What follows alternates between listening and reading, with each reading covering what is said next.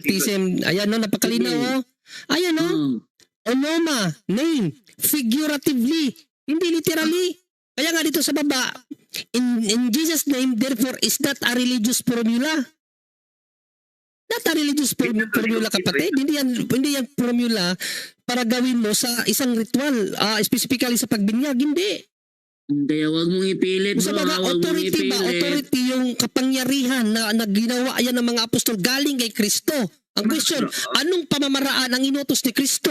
O Matthew 28:19, Father, Son, and the Holy Spirit. Ang Ama, ng Anak, at ng Espiritu Santo. Amen. Hindi mo kami maluloko dito, bro, kasi armado kami ng mga ebidensya dito, bro.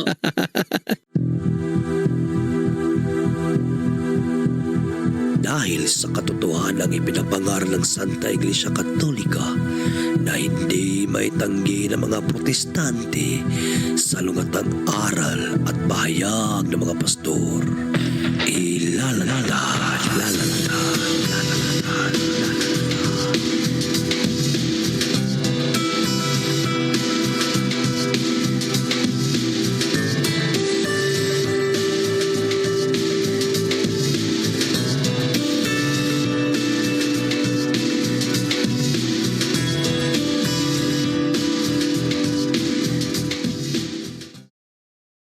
Car bag sauce in hand.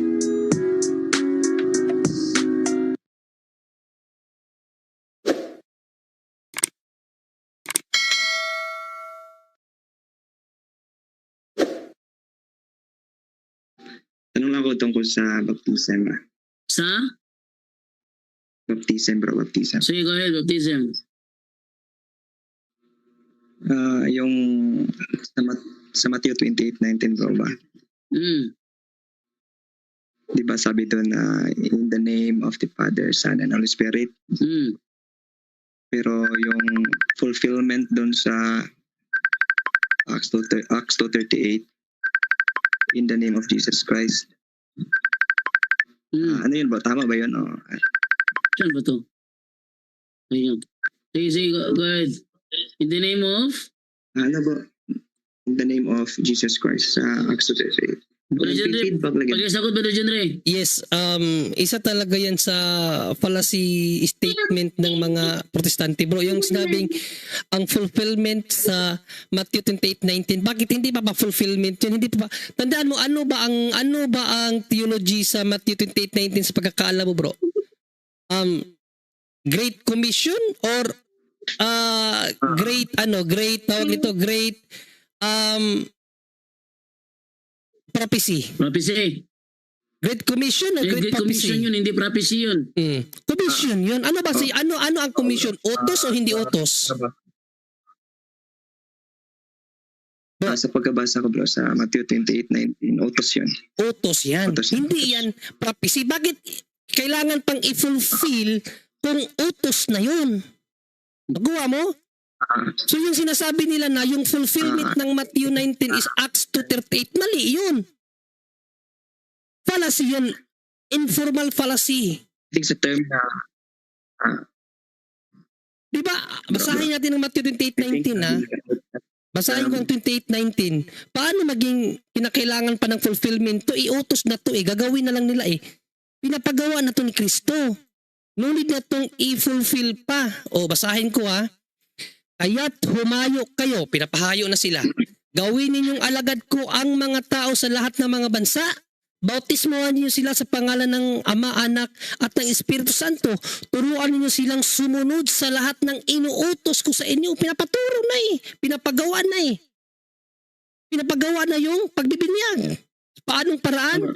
Pangalan ng Ama, Anak at Espiritu Santo. Sununod na ng fulfillment yan, bro, kasi yan na ang pinakautos ni Kristo. Bautismuhan sa pangalan ng Ama, Anak at ng Espiritu Santo. Ganito.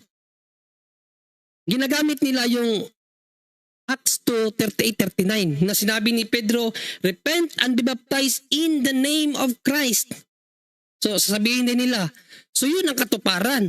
Paano katuparan? Hindi naman hinula yung Matthew 28, hindi naman hula yun. Great Commission, kaya nga Great Commission Hindi naman Great Prophecy. Great Commission, inutos na pinapatupad na yun. Commissioning na yun So ano ang nangyari? Bakit sa 2:38 sinabi ni St. Paul, in the name of Christ be baptized? Dahil ba yun ang gusto ni Kristo na binyag or yung formula ng binyag? Hindi. Kasi malinaw ang sinabi ni Kristo, binyagan sa pangalan ng Ama, Anak at ng Espiritu Santo, hindi sa pangalan ko lang. Hindi ganun. Bakit sinabi yun ni Pedro? Tingnan natin ang historical context. Importante sa pagbabasa ng Bible, malaman natin ang historical context. What do I mean? Sa panahon nila, hindi lang isang bautismo ang umiiral, kapatid. Mayroong bautismo ni ni John the Baptist, tama? Di ba? Sabay pa nga nagbinyag si John the Baptist at si Panginoong Jesucristo sa John 22:23. Si Panginoong Jesucristo nagbinyag, si John the Baptist nagbinyag din. So, mayroong ibang binyag ang umiiral sa panahon nila.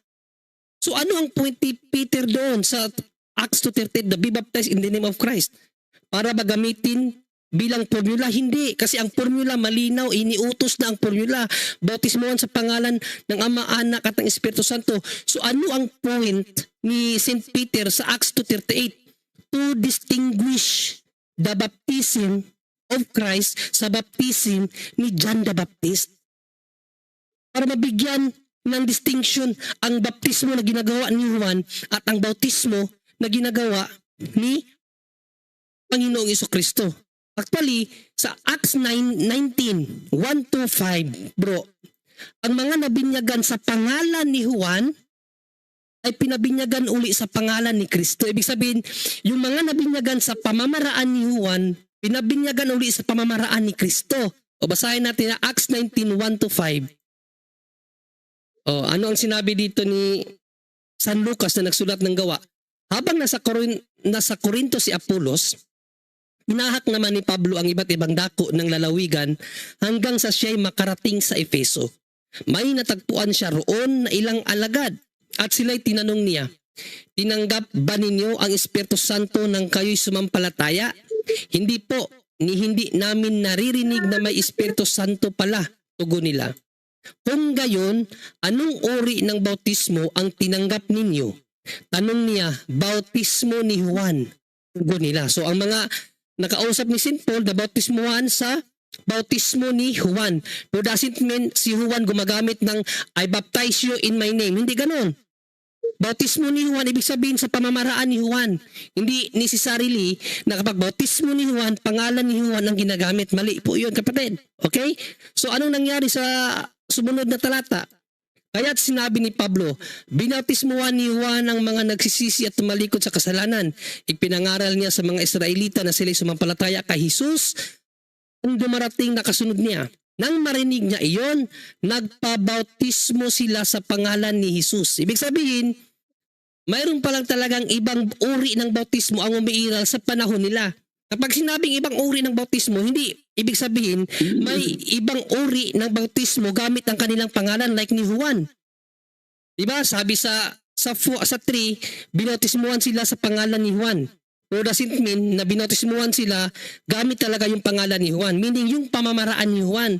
At sa 5, nang marinig nila ang pamamaraan, yung preaching ni St. Paul, nagpabautismo sila sa pangalan ng Panginoong Jesucristo na. So yun ang point ni Pedro doon. Sa Acts 2:38, hindi yun nangangahulugan na yun ang gamitin na formula for baptism. No. Dahil ang formula ibinigay na ng ating Panginoong Jesucristo bago siya umakyat sa langit. Okay? So ang formula is in the name of the Father and of the Son of the Holy Spirit. Yung sa Acts 2:38 is to distinguish the baptism of Christ sa baptism ni John the Baptist. Actually, kung mag-aaral tayo ng history, mayroon pang ibang bautismo ang umiiral. Yung bautismo na mula sa Essenes. No? Ang Essenes, isa yung sekta ng mga Hudiyo. Essenes. Sila, yung baptism ni Juan, doon niya natutunan yan sa Essenes. Doon niya nakuha ni Apostol na Juan kung mag-aaral tayo ng history. So, iyan ang point ni St. Peter. Balik na tayo dun sa... Yes, bro?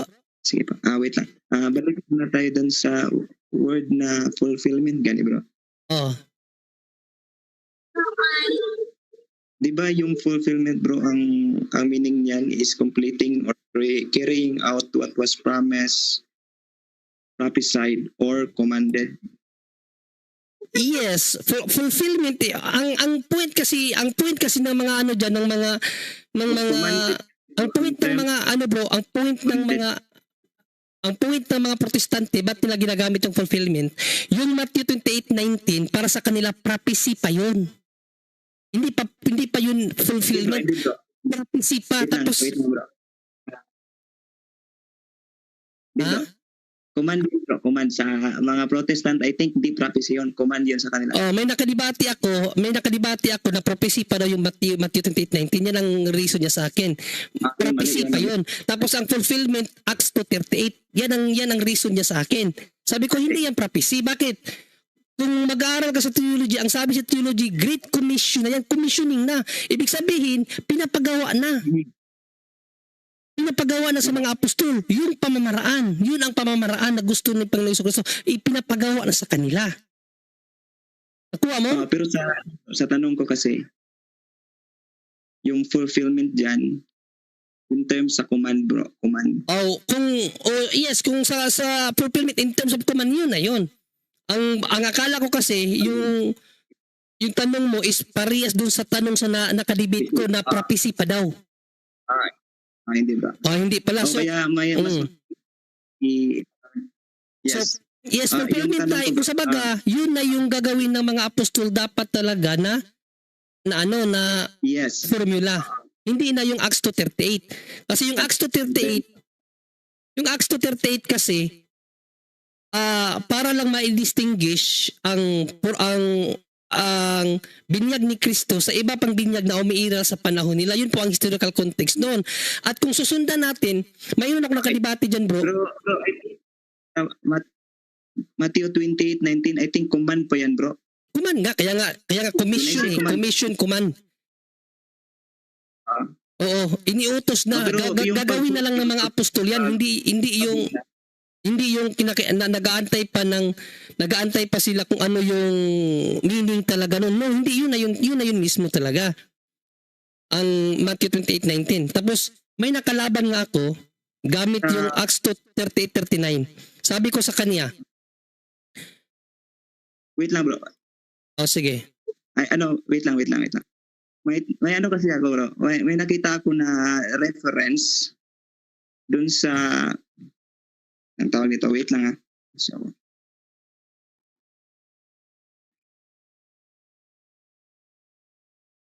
Anong referensya?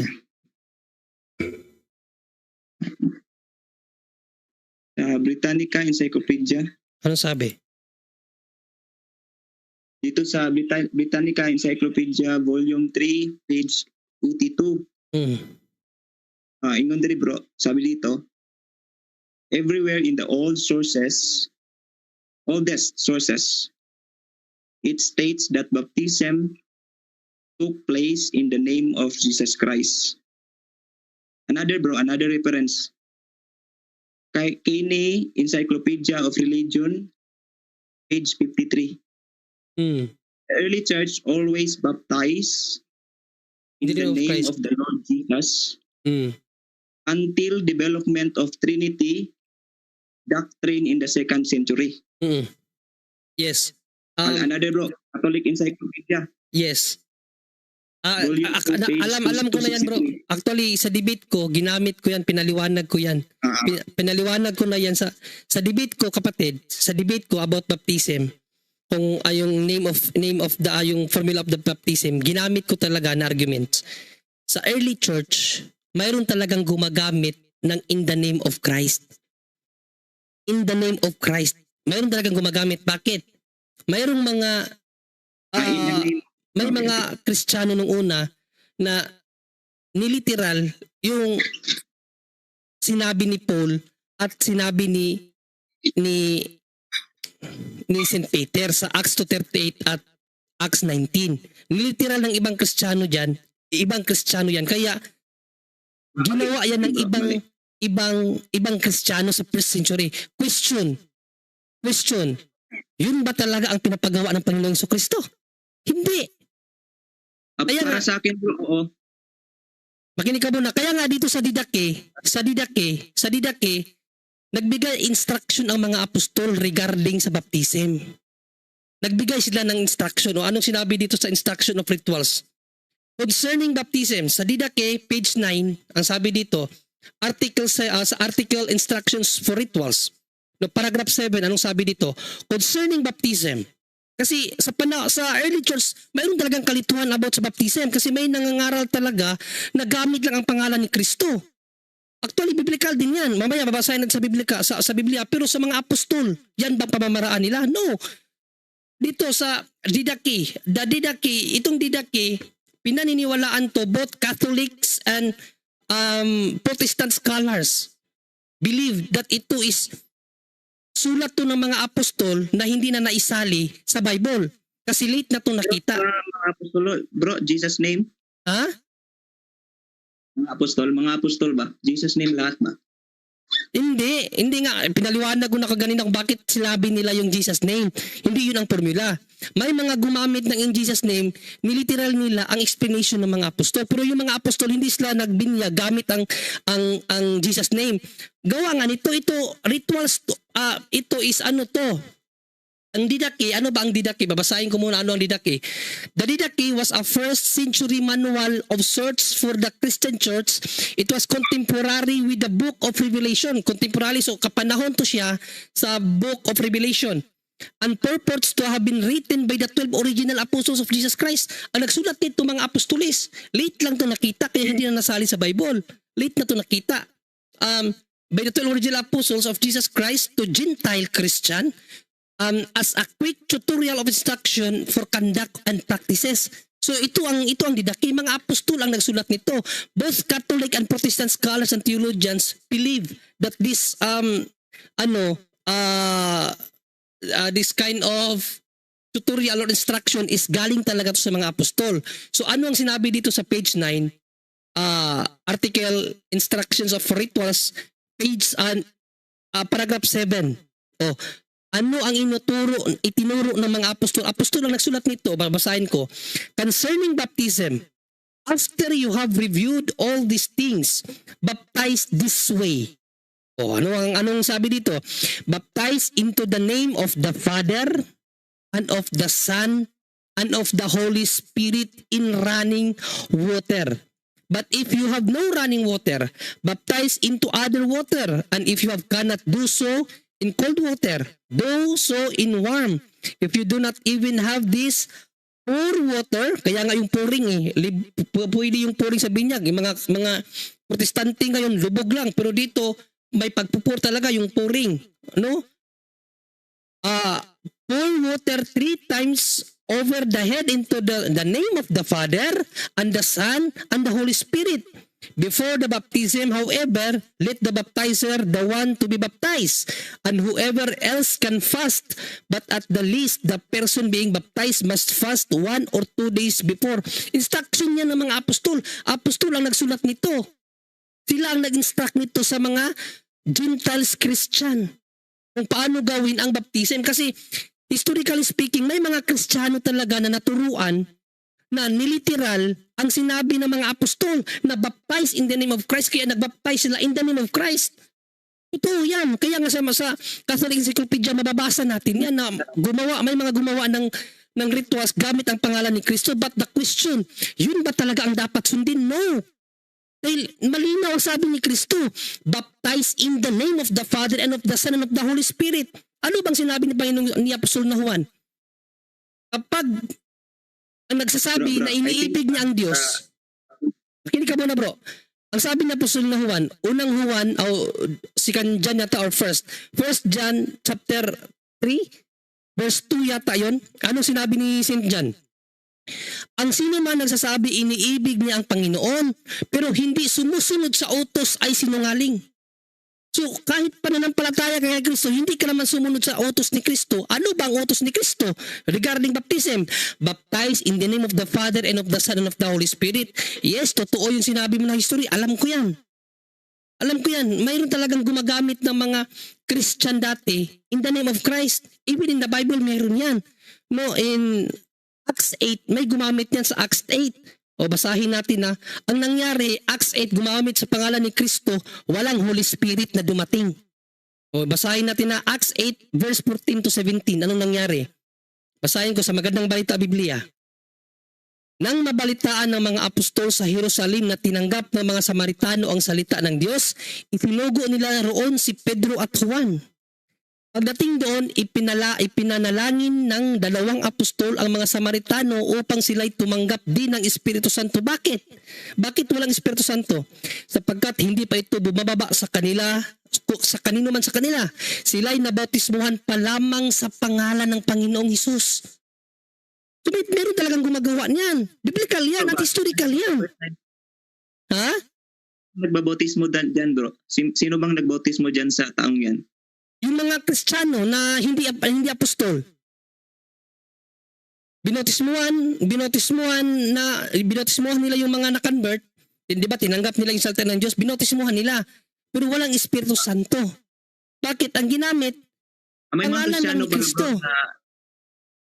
That's why dito sa Didake, that's why bro, dito sa Didake, kung mayroon ka nito, bumili ka nito, mura lang to, Didake, instruction to ng mga apostol sa kung paanong paraan gawin ang baptism.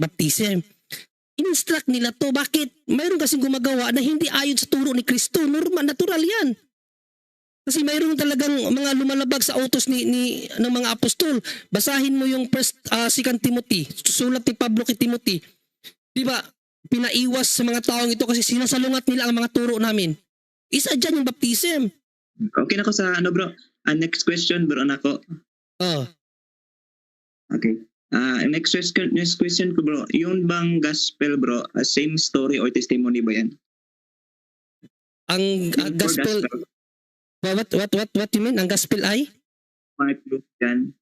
Itong Matthew, Mark, Luke, dyan. Yes, same lang yan. The same lang. Bakit? Iisa lang Ano yan. ba ang parallel verse? Bro, anong parallel verse po ba ng Matthew 28:19? Parallel verse ng Matthew 28:19, wala siyang parallel verse eh. Kasi ang Acts 2:38 at yung at ang ibang talata hindi naman siya parallel. Bakit? Pangalan lang ni Kristo yun ang sinabi doon eh. Pag sinabi mong parallel, parehas talaga yan. Ay, wait lang. Di ba same testimony yan, bro? Yes, the same testimony pero doesn't mean yan na yung formula parehas. No.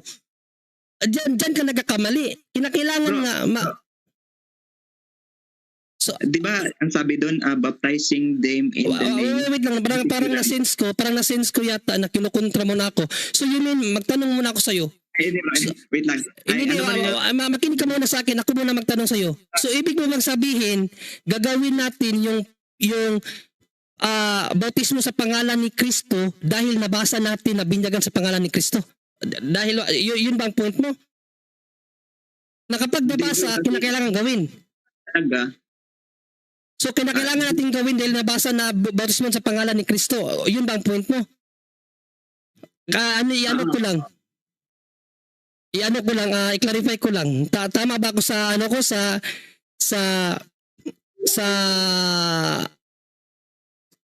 sa'yo na Bro. Para sa akin, bro, oo, kasi yan ang utos. Pero Jenre, okay, so kinakailangan talagang bautismuhan dahil Bro Jenre, bro. babasahin ko muna ito sinasabi ni ChatGPT, Sige. bago kayo magpatuloy, basahin mo sabi ni ChatGPT. Sa pangalan ni Jesucristo ay hindi taliwas yung pangalan ni Jesucristo na sa Acts 2:38, hindi siya taliwas sa Ama, Anak at Espiritu Santo. Ang pangalan sa Biblia ay madalas tumutukoy sa otoridad o persona. Hindi lang literal na pangalan. Kaya Authority kasi sinasabi dyan eh. ang bautismo sa pangalan ni Jesucristo, wait lang bro, basa mo lang ako ng ng ebidensya. Ang bautismo sa pangalan ni Jesucristo ay pagtanggap sa Kanya bilang anak ng Diyos na iniutos ng Ama at ipinahayag sa pamamagitan ng Espiritu Santo. Kaya't ang Gawa 2:38 ay isang Trinitarian act din sa diwa, bagamat nakapokus kay Jesus dahil siya ang Mesiyas na ipinangako ng Ama at pinatotohanan ng Ng Espiritu. Mm. Sa salita, Di ba bro, yung term na kung yung Acts 2.38 ang sinasabi niya Brother John Ray, nakatuparan daw ng Matthew 28.19, yung Acts 2.38, Trinitarian, Trinitarian Acts siya. Trinitarian nga. Hindi- Trinitarian yun. Hindi yun nangangahulugan na literal yun ang pangalan lang ni Kristo. Sige, continue. sa At kaya kita tinanong kapatid, kaya kita tinanong na yung pangalan ni Kristo lang talagang gamitin kasi yun ang nabasa. Maano ka kasi dyan, maiipit ka dyan. Kasi si St. Paul, nagpahayag din siya na binatismuhan ko ba kayo sa pangalan ko? Ibig ba sabihin natin dyan, si St. Paul din pwedeng nagbinyag sa pangalan niya. Hindi, si Binyag yun sa pangalan ni So hindi dahil sa nabasa. Yan ang point ko na hindi dahil sa sinabi ni Pedro, nabasa natin dahil sinabi ni Pedro is yun ang gawin. Kasi St. Paul sa unang Korinto, sinabi din niya, binatismuhan ko ba kayo sa pangalan ko? So ibig mong sabihin, si St. Paul din pala sa panahon niya, nagbinyag sa pangalan niya. So mali yun, hindi natin pwedeng gamitin na argumento na dahil sinabi at nabasa natin, yun ang gawin natin. No, doon tayo sa utos talaga. Sa utos talaga ni Kristo. Kasi ang sabi ni Panginoon Kristo sa John 13:15, binigyan ko kayo ng halimbawa upang tularan nyo at tandaan ninyo. Ano sabi ni Panginoon Kristo? Walang alipin na hihigit sa kanyang master. Walang alipin na hihigit. Kung babalik ta rin ni St. Peter yung katuruan ni Kristo about sa pagkabautismo, lumalabas, mas higit si Pedro kay Kristo. Si Kristo ang utos, si Pedro ang sumunod. Ano ang utos? Binyagan sa pangalan ng Ama, Anak at ng Espiritu Santo. Yun ang point doon. Kaya nga, sabi ko sa iyo, nagbasa ka kasi ng mga history Nagbasa ka ng mga history na may mga early Christian nagbinyag ng pangalan ni Kristo. Sabi ko nga, yes, historical yan. Tama. Pero hindi yun talaga ang pinaka-utos sa pagbautismo. Kaya nga meron silang instruction sa mga lalong-lalo na sa mga Gentiles. Didaki, bumili ka ng Didaki, basahin mo page 9. Ano ang instruction ng mga apostol? Wala akong question doon. Ang question ko doon bro sa sa Matthew 28:19, may testimony si Luke diyan bro. Sige, basahin mo yung testimony ni Luke. Same order of events, Sige, basahin mo yung testimony ni Luke. 24:47. Like Luke 24:47 bro. Ang Luke 24:47, pagsisisi yan. Ang pangalan, ang pagsisisi, kinakailangan maipangaral sa lahat ng mga bansa simula sa Jerusalem. Yan ang sinabi sa Luke 24:47. Hindi yan komentary. Hindi yan komentary. Gospel yan ni Kristo. Anong komentary? Hindi yan komentary.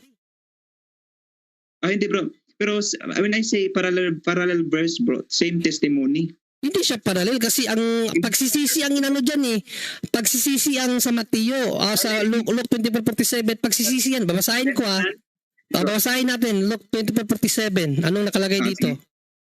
At ipangaral sa kanyang pangalan ang pagsisisi at pagpapatawad. Hindi man bautismo yan Pagsisisi at pagpapatawad ng mga kasalanan sa lahat ng mga bansa magbuhat sa Jerusalem. Ano naging parallel yan? Iba yung bautismo. Hindi parallel yan bro. Sa English bro, basahin bro. Repentance and remission. Sige sa English. Sa English, tingnan sa English. And the repentance and remission of sins should be preached in His name among all nations beginning at Jerusalem. Ano baptism dyan? Ang way of remission of sin is through baptism bro. No, sa panahon niya, yung ang point dyan, yung remission of sins, yung pagbili niya ng sariling dugo sa kanyang iglesia yan. Sa kanyang sariling dugo talaga yan. Acts 20:28. 20:28 of Acts. Ito. Take heed therefore unto yourselves and to the flock over the which the Holy Ghost hath made you the overseers, to feed you the church of God which hath purchased with His own blood. Dugo ni Panginoong Kristo ang ibig sabihin dyan. Dugo niya yan ang ibig sabihin ng remission. Tandaan natin, Hebrews 9:22. In Hebrews 9:22 kapatid, without the shedding of blood, there is no remission of sins. Hebrews 9:22. Anong sabi ni Paul? And almost all things are by the law purged with blood, and without shedding of blood, there is no remission. So pumapatungkol yan sa pagtubo si Panginoong Kristo sa atin through His blood. Yan ang point sa Luke 24:47, hindi yan baptism.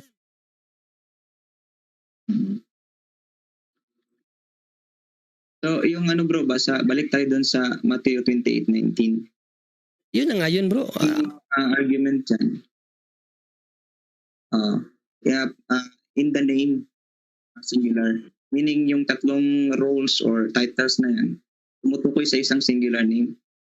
Yes, singular name meaning His authority. The authority of the Father, Son, and the Holy Spirit. Like, halimbawa, sabihin ng isang pulis, hinuhuli kita sa pangalan ng batas. Hindi naman ibig sabihin na yung batas ay may pangalan eh. Ibig sabihin, sa kapangyarihan na ibinigay sa akin ng batas. Kaya pwede kitang hulihin. So yun din ang point doon. Binibinyagyan kita sa pangalan ng Ama. Ibig sabihin, Ama, Anak, Espiritu. Sa authority ng Ama, ng Anak, at ng Espiritu Santo. So yung pangalan, hindi siya tumutukoy sa personal name. Kundi tumutukoy siya sa authority ng nag-utos. At anong utos? Sa pangalan ng Ama, ng Anak, at ng Espiritu Santo. Yung binasa ni Brother Jando kanina sa ChatGPT, ang ganda nun. Na Di ba sa sabi mo- Ama, iniutos sa Anak sa pamamagitan ng Espiritu Santo. Di ba sabi mo bro, sa authority ng nag-utos? O, utos ni Kristo. Sa authority, sa utos ni Kristo. Saan ba galing ang utos ni Kristo? Sa kanyang Ama. Ang itinuro ko sa inyo ay galing sa aking Ama. Ang itinuro ko sa inyo, ano man ang itinuro ko sa inyo ay ang narinig ko lang galing sa aking Ama. At ang sa Espiritu Santo, ang ituturo ng Espiritu Santo ay galing sa akin. So ibig sabihin, iisa lang sila ng turo. Sa makatuwid bro, yung Ama, Anak, at Espiritu tumutukoy sa isang pangalan. Tumutukoy sa isang authority. Yes, under the name of God, Yahweh. Kung palaliman pa natin, under the name of God, Yahweh. Hindi isang pangalan. Pangalan ni Inis authority. Baka yata may misleading doon Wait. Wait lang bro, yung kay bro Jando, hindi isa, tapos sa'yo isa. Ano ba Hindi, talaga? pangalan ay Inis authority. Sabi ko nga, Inis authority. Authority ng Diyos. Ano bang pangalan ng Diyos? Authority, bro, ganito kasi Naman, di, bro, ang diba? sagot kasi bro, akta mo na yan bro, ang sagot kasi ni John Ray kasi authority. Pero ang tinanong mo kasi, binagsakan mo ng ng isang pangalan. Sabi ko kanina, not personal name. Oh, binagsakan mo kasi ng isang Pero pangalan. diba, bro Jando, Kaya sabi ko, hindi yan isang pangalan. Binagsakan mo ng isang pangalan eh. Ang meaning ni John Ray, isang authority. Hindi isang pangalan. Onoma kasi yan sa Greek, bro. Onoma means authority. Kung babasahin mo yung Acts Matthew 28:19, ang ginamit na word dyan is onoma. Onoma means authority. Not necessarily mean pangalan ng persona, but authority na galing sa persona. Yan ang meaning ng onoma. Wait lang, may tawag tayo sa interpretation dyan bro. Kasi sa'yo, authority. Sabi nun sa Greek, so tama naman yun. Pero yung literal interpretation yan, pangalan talaga. Name. Hindi pangalan yan bro. Ipakita ko sa yung reference. Yung ginamit sa Greek bro, name yan. Ipakita yan bro. Ipakita ko yung Mo sa reference bro. ha. Yung dictionary bro, Greek dictionary. Pakita ko sa iyo yung reference ng ang onoma na diyan, hindi yan personal name talaga na sa pangalan ni wait ba tayo na magbukas nito? Wala nang wait lang. Yan ko muna, ba tayo na magbukas nito? Ayun, ito. Ayan pakita ko sa iyo. Onoma. Ano nakalagay diyan? Onoma. Name figurative. Pag sinabing figurative bro, literal, hindi literal. Hindi literal yan. Figurative yan. Bakit figurative? The manifestation, makinig ka muna, the manifestation or revelation of someone's character that is distinguishing them from all others. Thus, praying the name of Christ means to pray as directed, authorized by Him. Bringing revelation that flows out of being in His presence. Praying in Jesus' name, therefore, is not a religious formula just to end prayers or get what we want. Pagkalinaw dyan, ang paggamit sa pangalang Jesus' name is not a religious formula. Yan. Hindi tayo maluloko to ba ni John Ray kasi kahit sa Prepare akin. tayo bro, prepare tayo. Kahit sa akin, ganito rin The King James New Testament Greek Lexicon Sige, basahin mo bro. Yung meaning pala ng onoma pala is rank, authority, interest, pleasure, command, excellences, etc. Tama. Authority, So, not personal name. Hindi personal name. Kahit dito sa sa Strong's Greek Lexicon, ang meaning ng onoma is rank authority pa rin. Oh, by one's command direct and translation authority. yan bro, name. Yun nga, ang meaning ng onoma, yung name bro, onoma yon. Ang meaning ng onoma Tama, dyan, name bro. ang meaning ng onoma dyan bro, hindi siya literal na pangalan. Kundi figurative siya. Figurative Ibig na eh. sabihin. Pakita nga natin ulit ba dyan do? Figurative na eh. Pakita mo. Eh, napakalinaw dyan oh. Oh, baptism. Ayan no, napakalinaw oh. Ayan no. Oh. Onoma, name, figuratively, hindi literally. Kaya nga dito sa baba, in Jesus' name, therefore, is that a religious formula? Not a religious formula, kapatid. Hindi yan formula para gawin mo sa isang ritual, specifically sa pagbinyag. Hindi. Kaya wag mong ipilit Sa bro. mga Wag mong authority ba? ipilit. Authority yung kapangyarihan na ginawa yan ng mga apostol galing kay Kristo. Ang question, anong pamamaraan ang inutos ni Kristo? O Matthew 28:19, Father, Son, and the Holy Spirit. Naman, ang anak ng Espiritu Santo. Amen. Hindi mo kami maluloko dito bro kasi armado kami ng mga ebidensya dito bro. Tama naman bro, wala akong Punto por puntong pinasok mo eh. Kaya expect ka na bro. Bro, basta punto por punto pasukin mo, expected mo na armado ng mga ebidensya ito. Correct. Tama. Wait lang bro ha. Yeah, mag-ano ko bro. Wala akong problema naman sa name, means, or figuratively means authority. Anong figuratively means authority? Anong figuratively means authority? Figuratively meaning hindi literal. Bro John Ray, nagbago ang reasoning niya bro John Ray. Nabago. Bro John Ray, nagbago ang reasoning niya. Kanina sabi niya ang name dyan, literal talaga yan.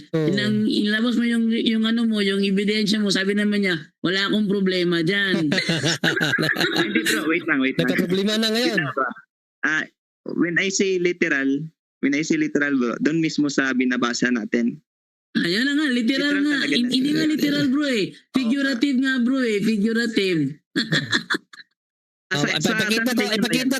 Ipakita ko muna yung reference na didake. Na yung didake na reference pakita ko ha. Ito. Wait lang ha. Oy. Settings. Bro, wala akong problema dun sa didake bro. Kasi in the name of the Father. Ipakita ko lang na talagang may ginagamit akong reference. Ito. Ayan yung didake, no? Ito yung ng didake, oh.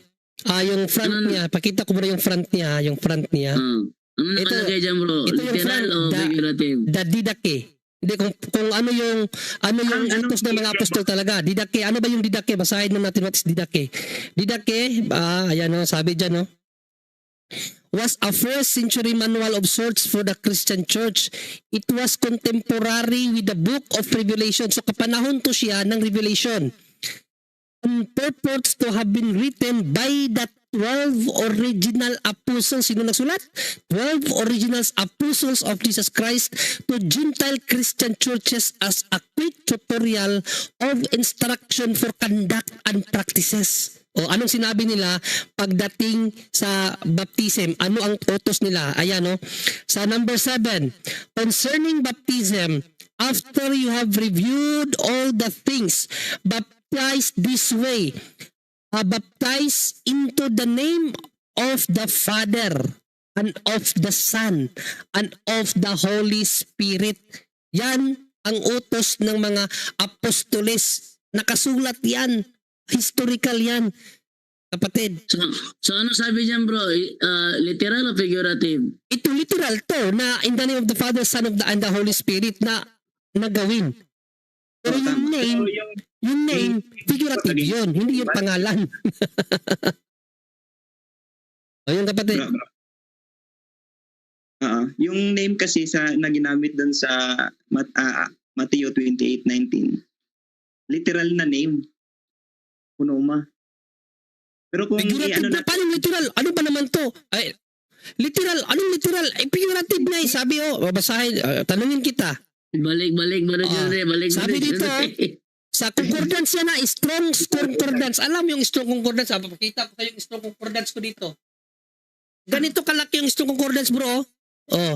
Ito yung strong concordance. Ang laki niya no, strong concordance. expanded, exhaustive concordance of the Bible. Ito, ganyan kakapal yan. Huwag mong kontrahin to kasi ang talino ng gumawa nito. Anong sinabi niya dito? Wala bang kama nakalagay dyan, bro? Close parenthesis ang nakalagay. Hindi kama. Close parenthesis, ibig sabihin, yan ang paliwanag ng scholar na nagsulat niyan. Saan na yun? Baptism. Ayan o. Ikaw nga magbasa bro, Jando. Ikaw magbasa bro. Ako magbasa? Sige. Babasahin ko ha. Sabi dito, onoma. Ang name na tinutukoy dyan sa onoma is figurative siya, hindi siya literal. Figuratively. Bakit sinabi mo literal? Hindi siya literal. Figurative siya.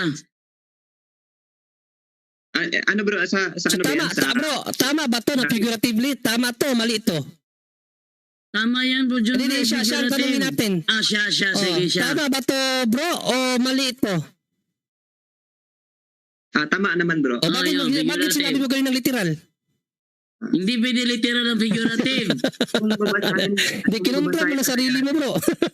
Bro, pag figurative bro, hindi siya literal bro, pag figurative. Maniwanag yan. Baka nalito lang ba John Ray? Baka Baka nalito lang siguro siya.